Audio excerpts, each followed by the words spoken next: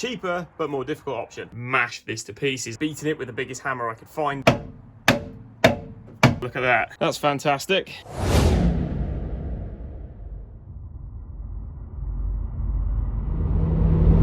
What's going on, guys? Now, I don't know if you can hear this or not. You probably can, but it sounds like we've got a wheel bearing that's gone. So it looks like that's what I'm doing this weekend. It's been getting gradually worse over the last couple of days, so I think rather than wait like I did last time, I didn't actually show you a video on this, but a few months ago I had to replace a rear wheel bearing. I didn't manage to do it myself. It caused me all sorts of ag, so that's why you didn't see it, but I've got a feeling that we need to do another one. So fingers crossed, I've got the stuff to do it now. So we're going to get home and see if we can get this bearing changed out. I've got a pretty good idea of which one I think it is. So fingers crossed, we can get rid of this awful noise today. Now I'm pretty sure the culprit is this driver's side rear wheel bearing. I've already checked this out and have a listen to this.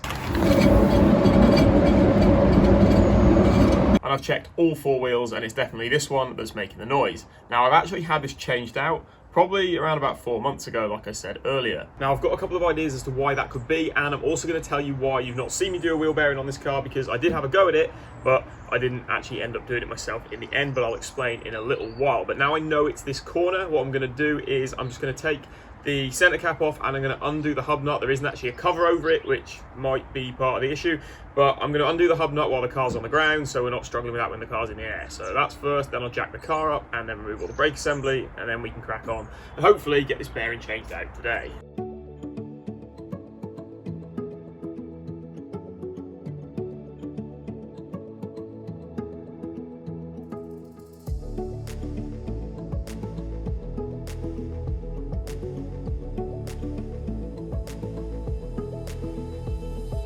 Just before we remove the wheel, now it is kind of stuck on here, and again I'll tell you why in a little bit, but just before we remove it, I just want you to see the amount of play there. Look at that. Yes, I know we have the wheel nuts undone, but they're moving with it. Like you can see this inner piece of the hub moving around the stub axle. So I think this is definitely our issue, and if you listen to this, you can hear that rumbling in the background. So let's get the wheel off. I know this is going to be a bit difficult because this just does not come off easily. This one always sticks, so I was dreading it being this wheel, but let's get the wheel off.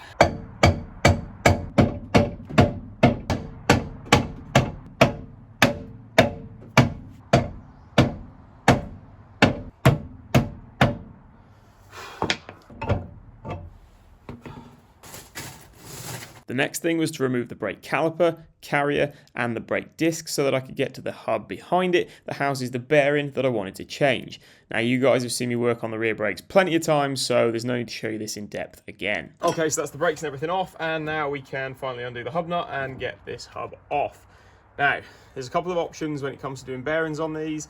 I went with the cheaper but more difficult option, and that is rather than buying, you can buy a whole replacement hub for these, which is what a lot of people recommend, but I decided to just buy the bearings, and I've also got a press so I can press in new bearings. The bearings themselves are a lot cheaper than buying a whole assembly with the bearing in it already, but obviously there's a lot more work involved with pressing out the original bearing, especially if they're really badly gone, which, like I said, this one has been replaced recently because the old one was absolutely destroyed.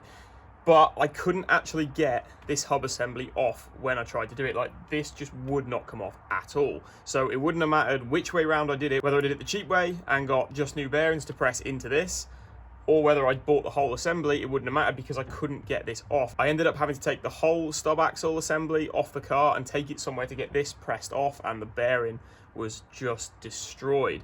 And then they pressed in the new bearing for me and put this back on. But I think part of the reason why maybe this has gone again, and the reason that the wheel sticks and all that sort of stuff, is because I absolutely battered this hub trying to get it off the stub axle. Originally I tried heat on it, I tried beating it with the biggest hammer I could find in the local hardware store, and all sorts of stuff like that, and as you can see, it is absolutely beaten to pieces.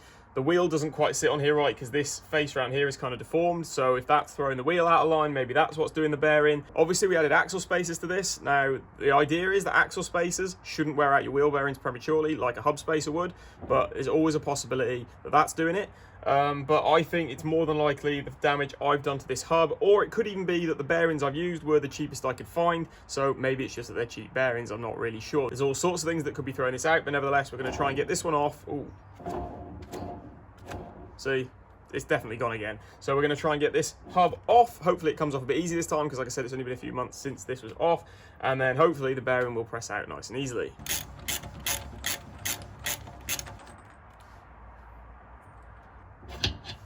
There we go. Well, I found our problem. Look at that. The bearing is just falling to pieces. So that's fantastic. Okay, so before we go ahead and try and remove the bearing, first of all, I need to get the ABS ring off here because apparently these are quite sensitive and I don't want to damage it when we try and press out the bearings. So put that in the vise, and I'm very lightly going to tap the edge of the ABS ring and try and knock that off. Okay, there we go. It's the ABS ring off. Okay, so as you can see, part of the bearing just fell out. I'm not sure what all this is. There's all sorts of this like black greasy stuff in here. I know there's like rubber parts to the bearings, I think, but I don't know whether it's that and it's melted with the heat of this thing when it went bad. I really don't know what's going on there, but like that is gross.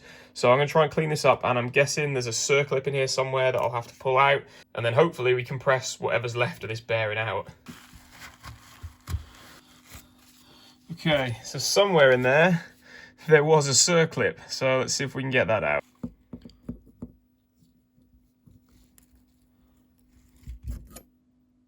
Okay, so because the circlip came out of the back here, we know we need to press the bearing through from the front out through the back of the hub. Okay, so this is a 12-ton bottle jack press that I bought a little while ago. Like I said, to do the wheel bearing, I haven't ended up using it because I just couldn't get that stub axle off. I ended up getting someone to do it for me, but now we actually get a chance to use this thing. So it's fairly simple and it was fairly cheap, but it's a 12-ton bottle jack, so hopefully this will be enough pressure to press out that bearing, especially seeing as it's been changed recently. Okay, now I'm hoping this will just fit in here. Oh no, it won't quite fit. So, oh, that's annoying. Right, I'm gonna have to drop it down a level.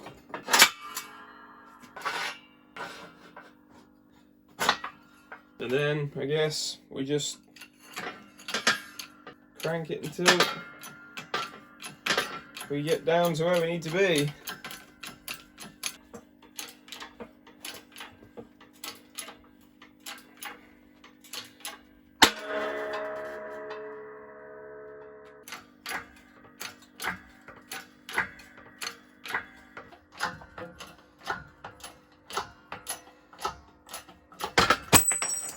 Okay, so the bearing actually pressed out nice and easily, albeit in 3 pieces. Well, one of these pieces fell out as soon as we removed the hub off the car, and then the other piece fell out as soon as the bearing hit the floor.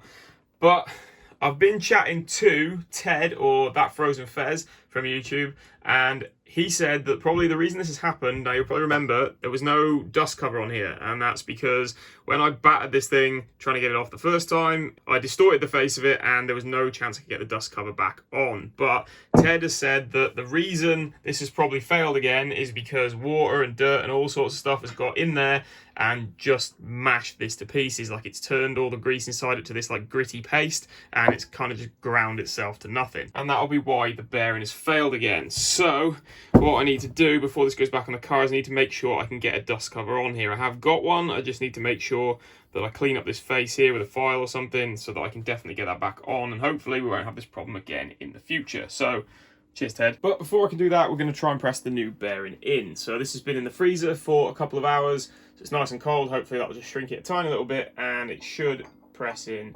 hopefully, nice and easily.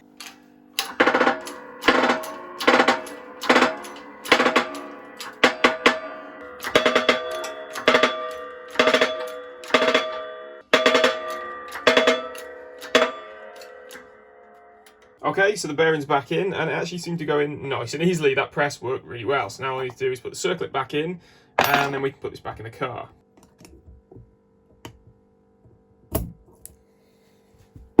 Okay, so the circlip's back in, nice and happy. Now, before I go ahead and refit this, I want to make sure I can get the dust cover back on here, because like I just said a minute ago, the reason, according to Ted, that this was so bad, I mean, look at the state of it. The reason this is so bad is because the dust cover wasn't on here. So let's see if we can get one. I've got a brand new one, which I got a little while ago. I've also got the original one that came off here. Has got a little dent in it there where I removed it. So I'm leaning towards using the new one, but that's providing I can actually get a nice sort of round surface here for this to actually go in. I mean, you can see straight away, like here, it's just not going to go in. Also, guys, don't let me forget the ABS ring, because I've done that before, and then once it's all back together, we'll get an ABS light in the dashboard. So that's no good. Make sure I remember that. But first, let's get a file in here and see if we can get this a bit more rounded, and then the dust cover should fit.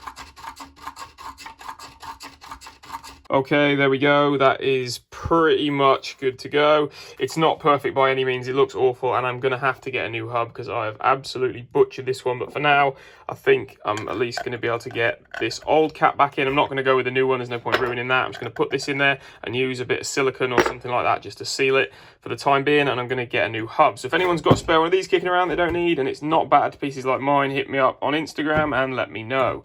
But for now, let's get... Oh, no, hang on. Let's put the ABS ring back on. And now let's go put this back in the car. So before I put the hub back on, I just want to clean up the stub axle a little bit. And then the hub can go back on. Then I've got a new hub nut to go on. And then this gets torqued to 235 Newton meters. Okay, so the hub is back on, but unfortunately I'm not going to be able to take this out on a test drive today. You'll probably notice that there's quite an important piece missing here, and that's because I've had another issue while I've been putting this thing back together. But unfortunately I don't have what I need to fix that today, so you're going to see that in another video. And hopefully by then I'll be able to get hold of another rear hub so that I can change that one out, because like you've seen, that one is absolutely battered and it needs to go. But for this video it is time to end, so thank you very much for watching, and I'll see you next time.